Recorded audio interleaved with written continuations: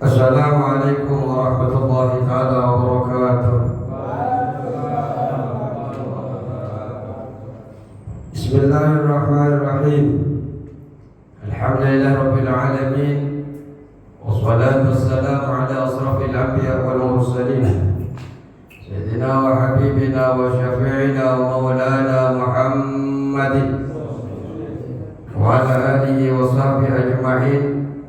Rabbana la ilma lana illa ma 'allamtana innaka antal alimul hakim. Rabbi ishrah li sadri wa yassir li amri wahlul 'uqdatam min lisani yafqahu qawli. Amma ba'du. Kami hormati segenap para jamaah, para bapak yang hadir, para ustadz yang hadir pada malam hari ini. Semoga langkah-langkah menuju ke majelis ini Allah berkahi. Allah jadikan amal-amal yang saleh. Amin ya rabbal alamin. Bismillahirrahmanirrahim. Qala musannif rahimahullahu ta'ala wa nafa'ana bi'ulumihi fid dharain amin. Ini baik mana?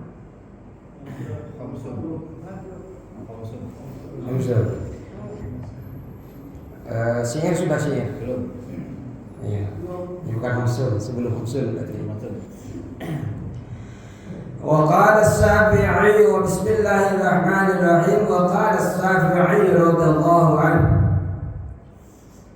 Imam Syafi'i berkata, فما هي إلا حفاظ مستحيلة عليها كلاب هممنا اجتهاد بها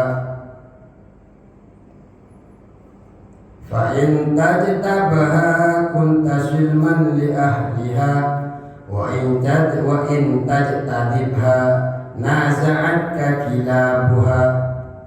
فما هي, maka tidaklah dunia itu, ini kata Imam Syafi'i,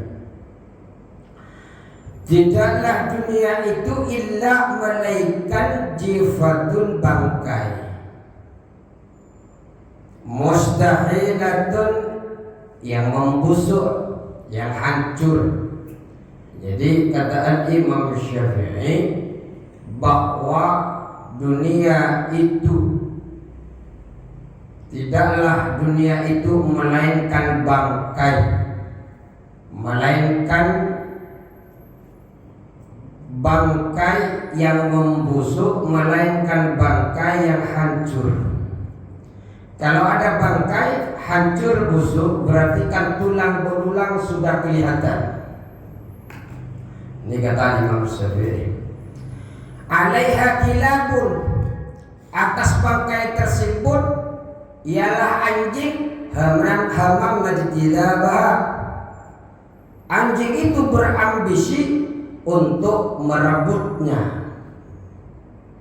Jadi dunia itu tidaklah dunia itu melainkan bangkai yang busuk, di mana ada anjing yang pengen sekali untuk merebut bangkai itu dan tulang belulang itu. Fa'in tajtanibha, maka jika engkau menjauhi bangkai itu, kuntas wilman, engkau bakal selamat li ahliha, terhadap para pemburu bangkai itu. Ya, karena ada bangkai, ternyata ada anjing yang sedang memburu pada bangkai itu. Kalau kita tidak ikut memburu, maka kita akan selamat. Wa in tajtanibha, dan jika engkau merebut bangkai itu, naza'atka kilabuha, naza'atka, maka menyerang padamu kilabuha, anjing-anjing dari bangkai itu. Enggak usah dijelaskan, ternyata sudah paham semua. Dari mana tahu Pak Ustaz kalau paham? Begini-begini semua. Ngantuk apa memang sudah paham? Jadi bentar Pak, saya nanya, ini kok beda dengan jam saya ya? Jam depan saya ini lebih 5 menit. 5 menit lebih kan? Oh, Ustaznya baca selesai? Sepertinya tidak, nunggu adzan juga. Saya tidak ada bedanya saya ngajar di formal. Saya ngajar di formal, siswinya itu dilebihkan. Kelas SMA melebihkan 5 menit, 10 menit. Padahal tetap pulangnya nunggu bel. Jadi saya pulangnya tetap nunggu isya, nunggu adzan. Dimarahin sama ketua DKM dan penasihat pengawas dan nanti kalau pulang setengah jam isi. Jadi kita ini oleh Imam Syafi'i diberi nasihat bahwa tidaklah dunia itu melainkan hanyalah tulang belulang, hanyalah bangkai, di mana ada anjing liar yang sedang melirik bangkai ini. Kalau kita ingin selamat, jangan ikut merebut sama dunia. Kenapa? Anjing-anjing sedang berambisi. Tapi engkau kalau memaksa, maka harus berjuang. Berjuang harus menerima ketika diserang oleh anjing yang sedang merebut bangkai tersebut. Ini kata Imam Syafi'i. Jadi gak apa-apa ngejar dunia, tapi dunia jadikan dunia akhir dengan niat yang baik. Kejar sebanyak mungkin kalau karena akhirat. Walaupun tidak tercapai, ya nikmat saja karena kita percaya bahwa sesuatu yang ada di dunia ini semua mesti karena pembagian daripada Allah Subhanahu wa ta'ala. Ya, orang perantau seharusnya lebih tegar, lebih kuat seharusnya. Kadang orang perantau ketika sudah kaya raya malah lebih takut jatuh, takut bangkrut. Padahal ketika merantau tidak bawa apa-apa. Seharusnya dia sadar bahwa ketika pun hilang apa yang dia miliki, dulu dia pergi ke Jakarta tidak bawa apa-apa. Tapi bisa mensekolahkan anaknya, bisa anak-anaknya sukses kerja dan sebagainya. Kalaupun itu diuji oleh Allah, seharusnya dia tetap bersyukur karena ternyata kenikmatan selama dia perjalanan hidup Allah murahkan. Tapi terkadang takut, tidak melihat kepada masa lalu. Ketika kita karena Allah, karena akhirat, maka sejatinya itu seharusnya ketika ada dan tidak ada, yang penting sudah ikhtiar, kita tidak akan sakit hati. Kenapa tidak sakit hati?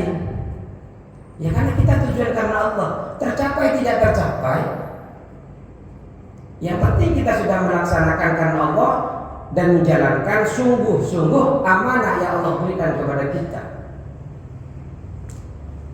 Ya kalau sukses, yaitu bonus dari Allah, berarti sesuai dengan harapan kita. Ketika gak sukses, maksudnya tidak sesuai angan-angan kita yang kita inginkan, maka kita harus senang juga. Berarti harapan kita tetap lebih utama harapannya Allah, karena Allah yang sudah mentakdirkan itu. Jangan-jangan kalau itu terjadi sesuai dengan apa yang akan kita harapkan, jangan-jangan terjadi sesuatu yang buruk. Kenapa? Kita paham betul apapun pembagian Allah, keputusan Allah adalah yang terbaik. Makanya santai Pak. Wal maqalatul khamsuna, dan maqalah ke-50 an Abil Faid, dari Abil Faid, ini julukan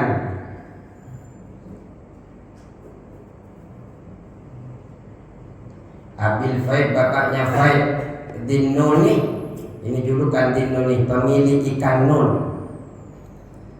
Al-Misriyi, bangsa Mesir. Nama aslinya siapa? Wasmuhu Sauban. Nah, kita kenalin dulu siapa yang mau ngasih nasihatnya, karena nih kayaknya banyak nih nasihat yang datang dari beliau nanti. Zinnun ini nama aslinya adalah Sauban ibnu Ibrahim, putra daripada Ibrahim. Wakilah, dan dikatakan Al-Faidu ibnu Ibrahim. Dikatakan ulama lain bahwa nama aslinya adalah Al-Faidu ibnu Ibrahim, putra daripada Ibrahim. Wa abuhu kana nabiyya, bapaknya Sauban ini adalah orang Nubia. Orang Nubia, kebangsaan Nubia. Tahu Pak Nubia? Negara Nubia tahu? Enggak tahu? Nubia? Bukan ini ya, Nubia. Sama saya juga enggak tahu.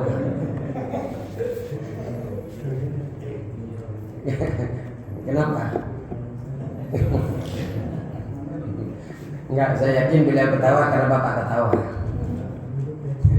Terus wa adapun beliau Zauban ini atau Dhinnuni ini awhadu waqtihi ilman wa ra'an. Awhadu waqtihi, tidak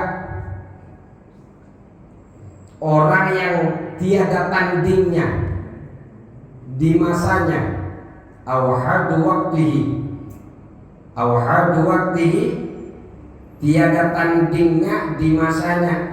Jadi pada saat itu beliau tidak ada tandingnya. Dari segi apa? Ilman, kealimannya, wara'an, kewara'annya, wahalan, kondisi spiritualnya atau kedekatan dengan Allah Subhanahu wa ta'ala. Keadaan dia itu tidak ada yang menandingi. Wa adaban, dan akhlaknya. Kita akan diberikan nasihat yang luar biasa oleh ulama yang alim, terkenal waraknya, terkenal ibadahnya, terkenal akhlaknya. Wa kana rajulan nahifa, beliau seorang laki-laki yang ramping. Ta'luhu humratun, rona wajahnya mulus, kemerah-merahan. Laki-laki tapi wajahnya mulus. Laisa bi abiyatil lihyati, tidak ada di jenggotnya uban. Jenggotnya enggak ada yang putih. Sama kayaknya di sini jenggotnya enggak ada yang uban. Enggak, itu bukan putih, Pak. Abyad. Kalau punya saya belum ada. Kalau panjenengan menandakan bahwa panjenengan karena rajin ibadah kepada Allah Subhanahu wa ta'ala.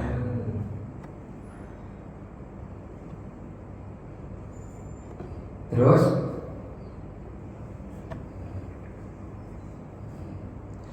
tufiya sanata 45 wa 200. Beliau wafat pada tahun 245 Hijriah. Sudah berapa tahun Pak sekarang? 1448.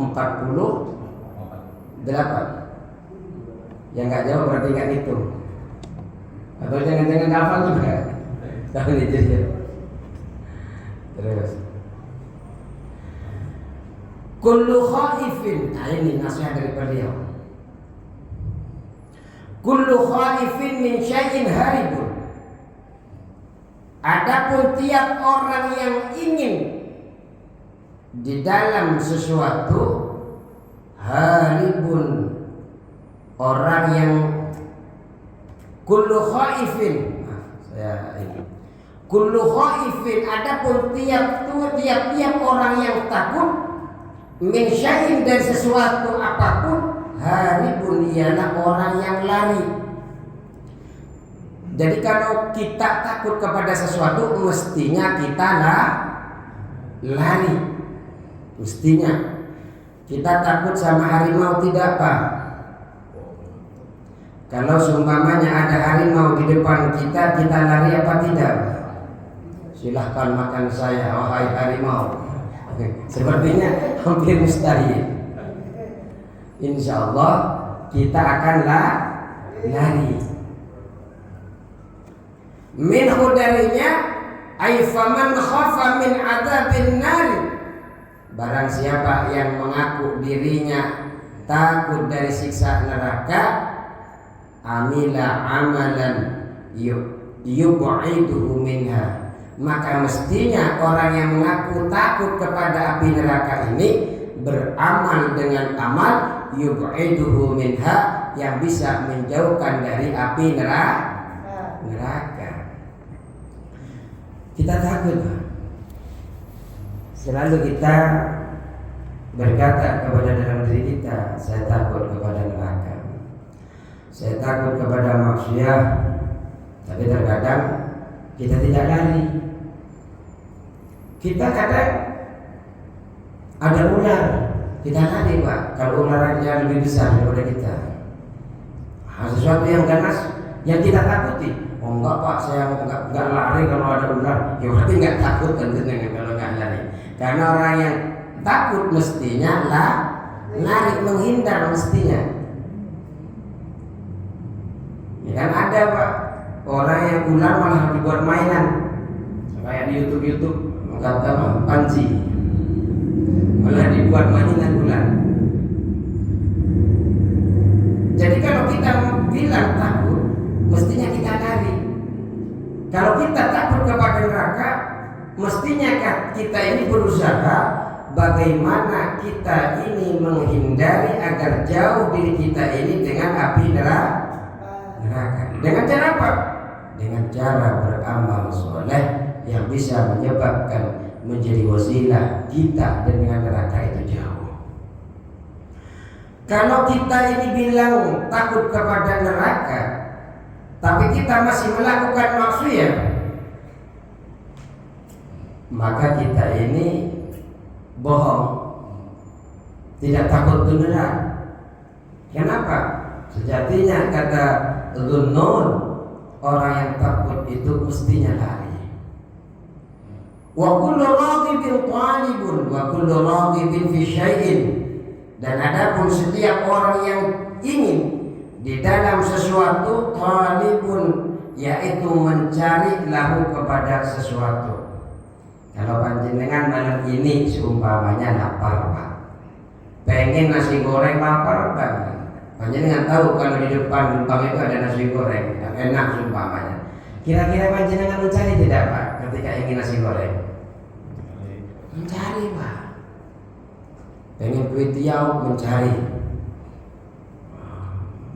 Pengen sate Madura, mencari. Kenapa? Karena pengen. Yakni maksudnya kata Asy-Syaikh Nawawi, faman raghiba fil jannati, barang siapa yang mengaku raghiba, faman barang siapa raghiba pengen sekali fil jannati dalam surga atau terhadap surga, amila amalan yuqarribuhu ilaiha, maka beramal mestinya beramal dengan amal yang bisa mendekatkan dirinya kepada surga. Alhamdulillah bapak-bapak di sini istiqomah sholat berjamaah. Nah ini alhamdulillah. Oleh Allah, saya setiap pertemuan wajah-wajahnya ini apa ini kakak di sini. Nah, di sini ada berapa RT? Yang dekat dengan 4, 12, 10, 8, 6, 7. Yang jauh 10.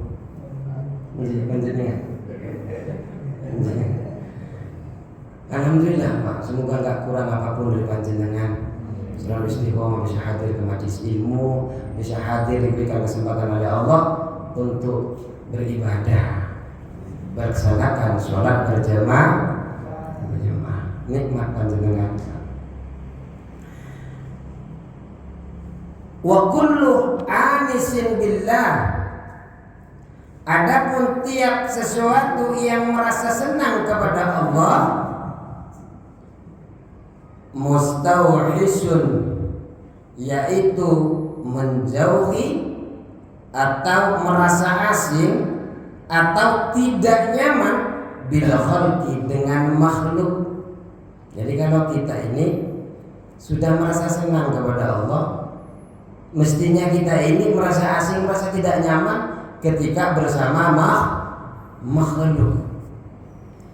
Tapi di dalam Wafi Nuskhatin, di dalam suatu kitab yang lain, redaksi yang lain, mustawkhisun, menjauhi an-nafsihi, dari nafsunya dirinya sendiri. Artinya kalau kita ini sudah merasa senang, mengaku merasa senang, yang ada di pikirannya, yang ada di hatinya adalah Allah Subhanahu wa ta'ala. Bukan berarti menjauhi manusia, tidak. Ketika berkumpul dengan manusia, maka berkumpulnya karena perintahnya Allah, menjauh dari manusia karena menjauh atas dasar syariah. Bukan saya cinta kepada Allah, saya nggak mau berkumpul di pos, tidak. Artinya panjenengan menghormati tetangga bukan karena pengen dia hormat kepada panjenengan. Panjenengan baik kepada tetangga bukan karena pengen dibalas baik sama tetangga, tapi karena sabdanya Rasulullah, "Man kana yu'minu billahi wal yaumil akhir falyukrim jarah." Barang siapa yang iman kepada Allah, iman kepada akhir kiamat, maka hormati, muliakan tetangga. Mau tetangga itu baik kepada kita maupun tidak, maka kita tidak akan berpikir lagi saya akan berbuat baik kepada si A kalau dia berbaik juga kepada saya. Tidak akan berpikir seperti itu. Kenapa? Karena kita sudah tidak didikte manusia, kita didikte hanya oleh Allah Subhanahu wa ta'ala. Maka akan merasa asing ketika kita mengharapkan kebaikan manusia. Makanya kita berteman, senang sesama muslim, ya karena perintahnya Allah, bukan karena kita mengharapkan kebaikan kepada mereka. Terus, wal maqalatul hadiyatu wal khamsun, maqalah yang ke-51. Qala, berkata Aidun Nunil Mishri. Nah, ini tetap yang ngasih nasihat tadi, namanya Dununil Mishri radhiyallahu anhu, semoga Allah meridainya. Apa yang beliau nasihatkan kepada kita? Al-arifu billahi ta'ala asirun. Orang yang kenal kepada Allah, asirun, ialah seorang tawanan, orang yang tertawan. Marbutun bihubbihi, yang terikat sebab mencintai Allah. Jadi kalau kita mengaku arif billah, mengenal sifat-sifat Allah, merasa diawasi oleh Allah, kita ini mestinya terikat, mestinya kita ini seperti tawanan. Gimana tawanan? Ke sana tidak bisa, ke sini tidak bisa, kemana-mana juga tidak bisa. Ada penghalang, ada batasan. Jadi ketika kita kena, jangankan sampai ke level arif billah, kita ini Pak dengan non-muslim itu berbeda. Kita kalau tidak Islam boleh nikah kepada selain muslim, boleh kita ini melakukan sesuatu apapun, itu tidak ada taklif, tidak ada tuntutan di dalam syariat. Tapi ketika kita membaca asyhadu an la ilaha illallah wa asyhadu anna muhammadar rasulullah, ada tuntutan hukum yang distempel kepada kita. Kamu tidak boleh nikah kecuali sesama Islam. Kamu harus sholat 5 waktu. Kalau non-muslim tidak membaca syahadat, tidak ada suruhan untuk sholat, tidak ada suruhan untuk zakat. Kenapa? Karena dia non-muslim. Tidak ada perintah bagi agama Islam itu untuk menyuruh kepada muslim untuk puasa, tidak ada. Karena tuntutan-tuntutan itu hanya kepada orang-orang yang sudah check-in dengan kalimat asyhadu an la ilaha illallah Muhammadur Rasulullah. Dengan membaca kalimat syahadat itu saja kita sudah tidak sebebas orang muslim. Kalau nggak puasa, ya disiksa. Ya kalau nggak puasa, ya ancamannya dapat dosa. Ancamannya adalah maksiat. Apalagi kita arif billah, kenal dengan Allah, mestinya kita ini lebih lagi seperti tawanan. Kenapa? Kemana-mana merasa diawasi. Duduk begini merasa diawasi. Ya Allah, Allah ngawasin saya. Satu sisi kita akan merasa hati-hati, Pak. Kenapa? Ketika berjalan kita merasa diawasi oleh Allah. Sehingga apa? Karena kita muraqabah, merasa diawasi, kenal dengan Allah, melakukan sesuatu yang melanggar syariat, kita akan merasa takut. Wa qalbuhu basirun, dan hatinya melihat. Ay muzayyinun li batinihi, melihat tadi adalah menghiasi, muzayyinun yang menghiasi, li batinihi pada batinnya arif. Orang yang kenal kepada Allah tadi itu bil muraqabati, dengan muraqabah, merasa diawasi oleh Allah. Dalam hatinya itu, dalam batinnya beliau selalu merasa diawasi. Kenapa? Hatinya qalbuhu basirun, hatinya melihat, hatinya merasa bahwasanya Allah Subhanahu wa taala mengawasi kita. Walidhahiri bil muhasabati, sedangkan secara dohir bil muhasabati, dengan bermuhasabah, mengevaluasi, merenungkan diri. Apakah amal hari ini lebih baik dari amal yang kemarin? Apakah amal hari ini lebih jelek dari hari kemarin? Apakah amal hari ini sama mawar dengan hari kemarin? Secara dohir selalu mengevaluasi. Karena ada hadis Nabi Muhammad, man kana yaumuhu khairu min aslihi fa warabihun, barang siapa yang hari ini lebih baik daripada hari yang kemarin, maka dia termasuk orang yang beruntung. Wa man kana yaumuhu misla amsihi, barang siapa orang hari ini sama saja dengan hari kemarin, fa huwa maghbun, maka dia rugi. Wa man kana yaumuhu syarrun, lebih jelek min amsihi, dari hari kemarin, fa huwa mal'unun, maka dia berpotensi dilaknat oleh Allah Subhanahu wa taala. Orang yang hatinya, orang yang arif billah, hatinya ini akan basir, akan melihat, sehingga dia akan merenungkan, akan tampak di dalam hatinya merasa muraqabah, dan juga akan selalu di dalam hatinya senantiasa akan tampak secara dohir, dia akan selalu merenung, mengevaluasi segala sesuatu, langkah-langkah yang lalu ataupun yang akan datang yang dia lakukan. Ya, kalau pengen selamat, kata Al-Imam Ghazali, perhatikan Pak, badannya perhatikan, langkahnya perhatikan, geraknya perhatikan, hatinya perhatikan, mulai bangun tidur menuju lagi ke tempat tidur, perhatikan. Terus, wa amaluhu lillahi kasirun, orang yang sudah arif billah, wa amaluhu lillahi kasirun, amalnya kepada Allah, amalnya orang arif kepada Allah, orang yang sudah kenal kepada Allah, kasirun, mestinya banyak. Kenapa? Ya, merasa diawasi oleh Allah, merasa diawasi. Dia selalu evaluasi, apakah amal saya bisa menyelamatkan kelak di akhirat? Apakah amalan saya akan memudahkan nanti ketika ruh dicabut dari saya?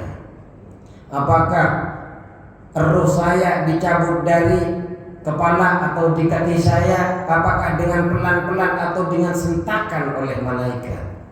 Berbeda-beda. Nah, itu malaikat Pak kalau sudah jengkel, enggak pelan-pelan Pak, enggak diambil pelan-pelan. Nah, ditarik, kesakitan. Maka tadi itu saya menyampaikan, saya tadi ada program kami itu pemulasaran jenazah. Kalau memandikan mayit pelan-pelan, karena masih ada, kalau dalam kitab itu masih kerasa sakitnya itu, dan memuliakan daripada mayit. Cara ngurutnya pelan-pelan. Walaupun bangkai manusia itu mulia. Terus wal maqalatu tsaniyatu wal khamsun, maqalah yang ke-52. Qala Dhunnuni Al-Misri, Asy-Syaikh Dhunnun Al-Misri berkata, Al-arifu billah, adapun orang yang kenal kepada Allah, wafiyun, yaitu yang menepati janji. Jadi kalau kita sudah mengaku arif billah, mestinya kita ini orang yang biasa menepati janji.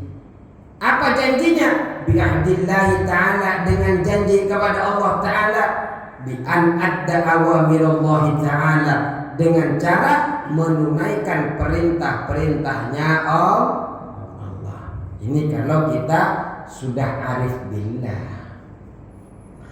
Jangan sampai seperti Israel, Pak. Israel itu ngaku, maksud Bani Israel yang dulu bukan yang sekarang. Ketika di masa Nabi Muhammad SAW di surah Al-Baqarah 92, ketika mereka disuruh untuk beriman kepada Allah Subhanahu wa Ta'ala, beriman kepada Al-Quran yang diturunkan kepada Nabi kita Muhammad SAW, dia mengatakan, tidak, saya beriman kepada apa yang diberikan kepada nenek moyang mereka, yaitu kitab Taurat. Pada akhir ayat katakan Muhammad, kalau memang kau beriman, lantas kenapa engkau membunuh para nabimu? Karena memang orang Bani Israel itu, Pak, sehari itu membunuh sampai 70 nabi. Setelah membunuh para nabi, orang Israel itu biasa buka toko, kayak nggak ada apa-apa. Yang diabadikan di dalam Al-Quran ya Zakaria dan Yahya. Gemar, dia mengatakan beriman, tapi ternyata dilanggar. Maka kita ini, Pak, mestinya kalau sudah arif billah, kita ini kenal kepada Allah, iman kepada Allah, mestinya kita harus menepati janji. Janjinya adalah menjalankan seluruh perintahnya Allah Subhanahu wa Ta'ala. Kalau Bani Israel menjalankan sesuatu yang dia hanya senangi, kalau yang tidak dia senangi tidak diikuti, Pak. Yang sesuatu yang tidak membuat dia nyaman, dia tidak diikuti. Ya, seperti Nabi Muhammad SAW dari bangsa Arab, bukan bangsa mereka.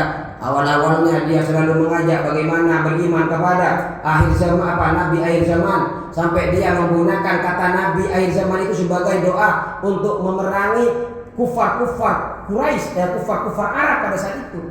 Ketika mengajak mereka ke Taurat, ayo ke Taurat, doa kepada Allah. Pada saat itu orang-orang Arab ingkar kepada Taurat. Bani Israel itu berdoa, ya Allah, tolong kami wasilah dari Nabi akhir zaman.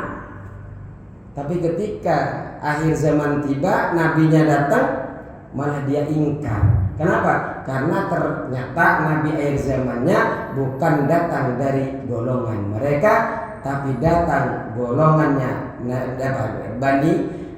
dari Ismail alaihissalam atau bangsa Arab.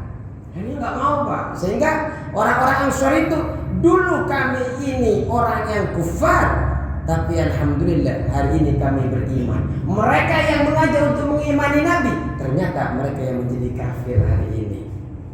Kata bangsa Madinah yang pada dulu, yang sekarang itu apa, di masa Rasulullah SAW yang dikenal dengan Ansar. Terus Wa qalbuhu taqiyun, dan hatinya orang yang arif billah taqiyun, yaitu cerdas. Hatinya orang yang kenal kepada Allah cerdas, Pak. Karena bersih, insyaallah. Syari'un, cepat mengerti. Itu man yuridillahu bihi khairan yufaqihu fid din. Allah kalau pengen kebaikan kepada hambanya itu, Pak, biasanya Allah itu akan memberikan pemahaman kepadanya tentang agama. Maka saya yakin kepada panjenengan yang hadir ini, karena Allah pengen sekali memberikan kebaikan kepada panjenengan. Kok bisa Allah pengen memberikan kebaikan kepada panjenengan?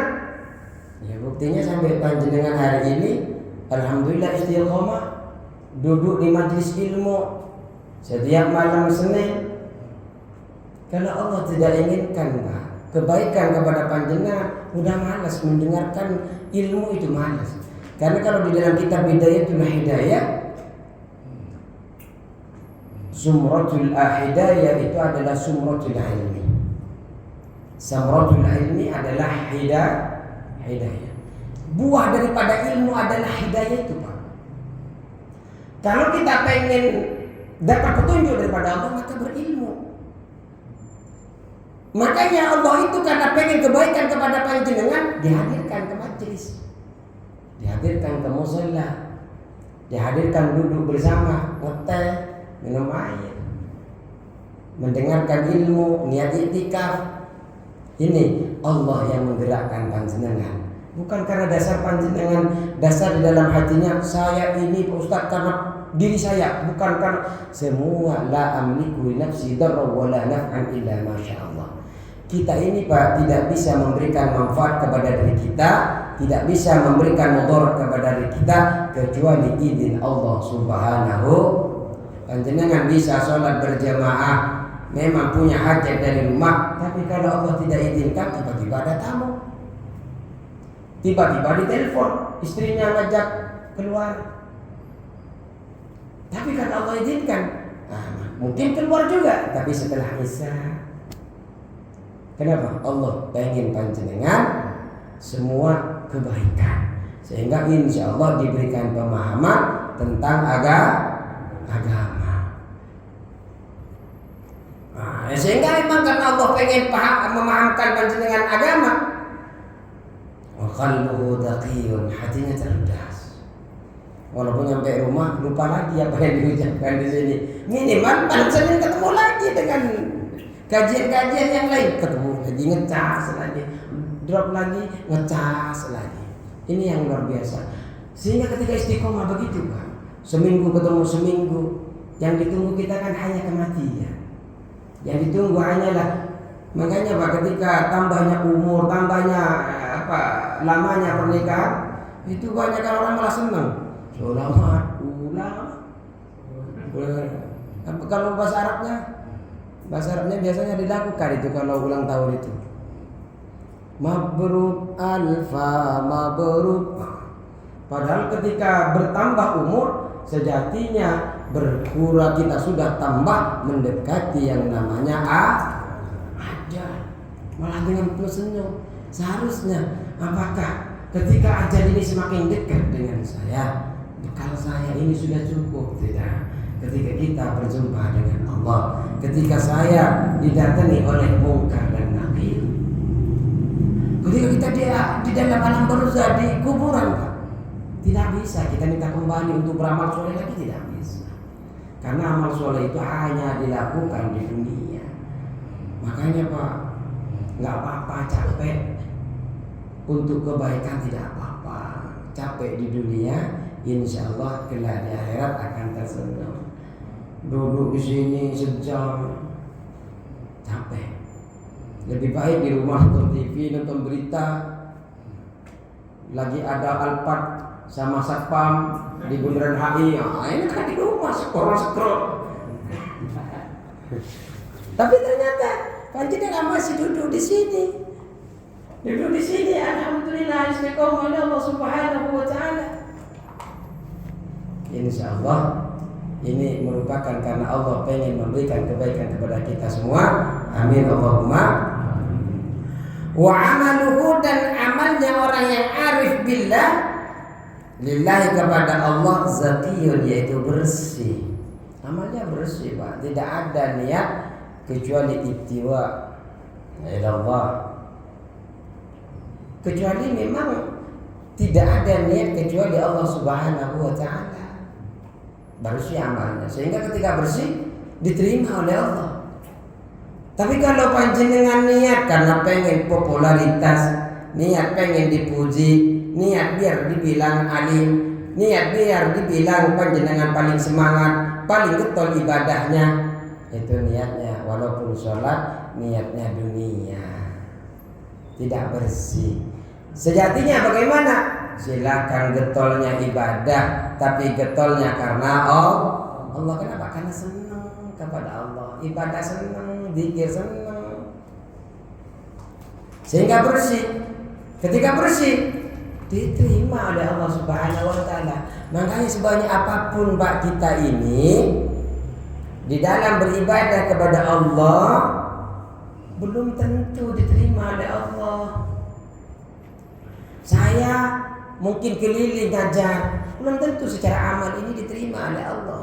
Mungkin ada hati yang kotor, riya, ujub dan sebagainya, merasa lebih benar daripada orang lain, sehingga amal-amal itu potensi oleh Allah Subhanahu wa taala tidak diterima. Makanya oleh Imam Ghazali selalu kita diajarkan berdoa, Allahumma na'udzubika min ilmin la yanfa'. Ya Allah, aku berlindung kepadamu dari ilmu yang tidak bermanfaat, wa qalbin la yakhsha, dari hati yang tidak khusyuk, wa du'ain la yusma' wa amalin la yurfa', dan aku berlindung daripada amal-amal yang tidak diterima. Terus wa du'ain la yusma', dan kami berlindung dari doa-doa yang tidak didengar oleh Allah Subhanahu wa ta'ala.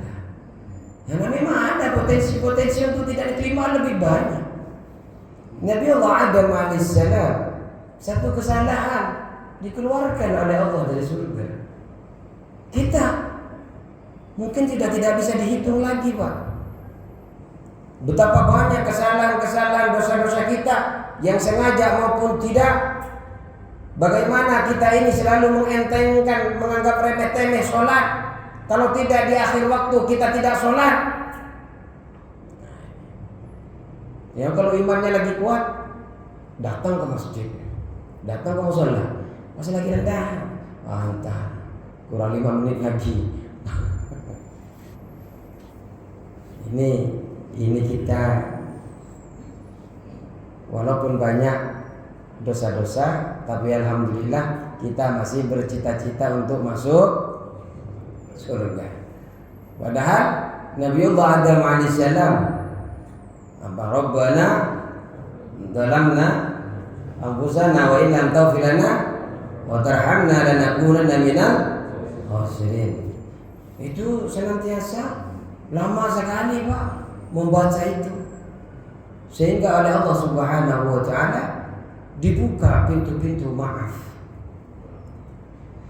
Ya, cuma karena kita umatnya Nabi Muhammad SAW, kita double Pak.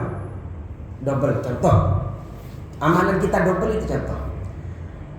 Ketika kita Isra Mi'raj, kita pertama kali itu kita diberikan perintah sholat berapa Pak? 50 kali. Pulang dari 50 ketemu dengan Nabi Musa alaihissalam.